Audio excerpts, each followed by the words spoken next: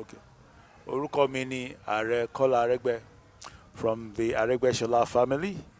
Ti ìdèlé ní Ìjẹ̀bú Òde. Ọlọ́wà. Ojúde ọba, ojúde ọba, ojúde ọba. Kí ni ẹ̀ ń ṣe wà ní ipò tí ó wá dé pé ẹ̀ ń gun ẹṣin láti bí ọdún kẹta sí mẹ́rin sẹ́yìn? Àti pé kí ni ojúde ọba, kí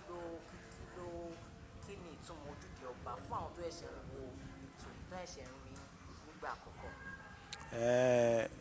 Mo kàn fẹ́ kọ́kọ́ correct nǹkan kan. Ṣẹ̀pẹ́ sọ pé ó ti tó ọdún mẹ́ta sẹ́yìn sí i. Bóyá ìkan tẹ̀ ń sọ ni pé lẹ́yìn ìgbà tí bàbá mi tó stop láti máa gun ẹṣin, àbí? But èmi fúnra mi, ó ti tó 30 ọdún tí mo ti ń gun.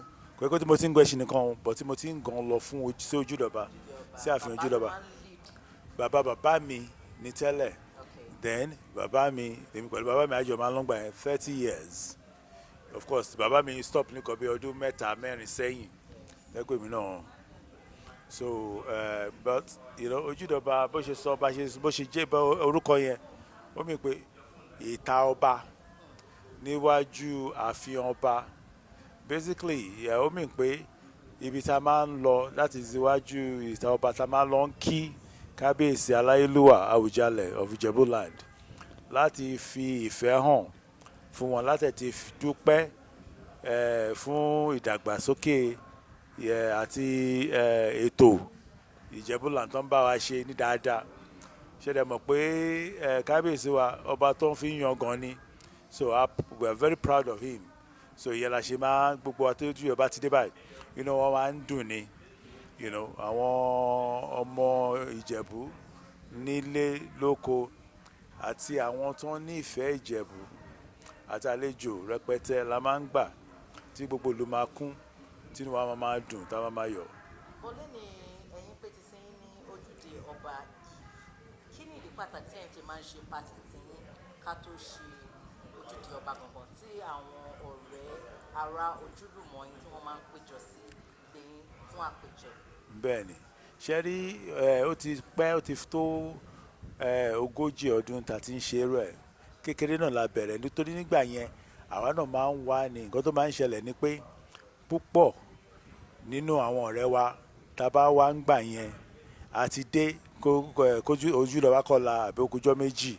So tó bá dé bẹ́ẹ̀ yẹn, torí bàbá mi ló máa ń àṣà àpéjọ, àwọn àsopọ̀ à ń ṣe àìsùn ojúdọba díẹ̀ bó ṣe bẹ̀rẹ̀ nìyẹn. So tó wá jẹ́ pé nǹkan tó ti mú àwọn èèyàn púpọ̀ lára. So tó bá ti wọ̀ Ìjẹ̀bú Òde, especially àwọn tó wá láti òkè òkun, tó bá ti wọ̀ Ìjẹ̀bú Òde, wọ́n ń bọ̀ lọ́dọ̀ mi nìyẹn pé káwọn kọ́ wá while away time pé so ìyẹn ló di nǹkan tó jí pé àti àwọn tó ń bọ̀ látòkèrè àtọ́ tó wà ń lé tí ojúdọba bá ti kọ́lá ọ̀dọ̀ mi ni wọ́n ń bọ̀ tí máa gbà wọ́n lálejò. Kí ni àmọ̀ràn tí wọ́n ní fún àwọn ọmọ ìlú Ìjẹ̀bú lápapọ̀ tó wà lẹ́yìn òdìjà rẹ̀? Kò ju ọ̀ràn rí bó ṣe ń lọ nísìnyí. Ojúdọba is all over the internet. Bí ṣe ń sọ fáwọn èèyàn, ojúdọba is gone beyond Ìjẹ̀bú Òde or Ogun State or even Nigeria. So wọ́n ti rí pé nǹkan táwọn lè máa fi yan gan ni. So káwọn náà túbọ̀ súnmọ́ lésì kó dẹ̀ make sure pé wọn ò jìnnà sílé rárá kó dẹ̀ gbìyànjú káwọn náà wá kájíjọ ṣe so that Ìjẹ̀bú Òde á túbọ̀ gbòòrò sí, especially nísìnyí tá a ti ń to ètò Ìjẹ̀bú State tọ́lọ́run bá lè máa bá a ṣe lágbọ́rọ̀ Ọlọ́run tí bàbá AWUJALE náà tó máa bá a ṣe lójú ẹ̀mí ẹ̀ tí Ìjẹ̀bú Òde má dẹ̀ jẹ́ olú ìlú, that is the capital. So kí gbogbo wa ká bẹ̀rẹ̀ fún ìdàgbàsókè gbogbo wa náà ni.